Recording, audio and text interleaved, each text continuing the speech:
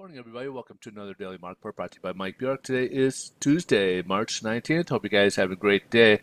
We got just one item here on the economic calendar. Not a biggie here, but it's the factory orders for the month of January. So in December, we had a 0.1% increase in factory orders. Forecasters calling for a 0.4% increase in factory orders, but a bit of a disappointment, actually. It came in only 0.1%. So these are kind of showing investors that, things are slowing up a bit here if we're not getting factories out there.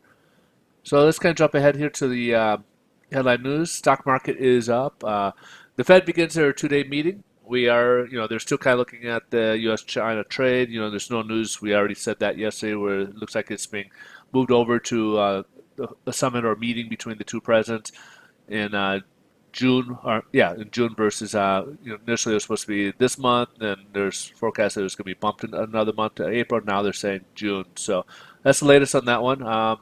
Haven't seen much on the Brexit deal, so that one hasn't really been on the forefront on at least investors here in the U.S. And then also, of course, this will be the big one. So the two-day meeting here tomorrow, they're not expecting much difference from the wording and everything else from yesterday's, but they are going to be seeing the forecast on the dot plot for rate movements, rate hike movements, and then they're also going to be looking towards the balance sheet, if they're going to wind that up or if there's any new language in that as well. So let's see how this is playing out in the bond market. The bond market is unchanged from yesterday, so no change right there. And then yields did go up a little bit. We're up to about 2.62 at this point right now. So again, mortgage rates are unchanged, so no change in interest rates, and kind of just sideways movement today.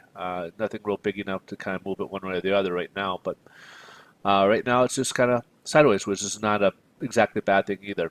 You guys have a great rest of your day. Thanks so much for watching. We'll look forward to see you guys tomorrow. Bye bye.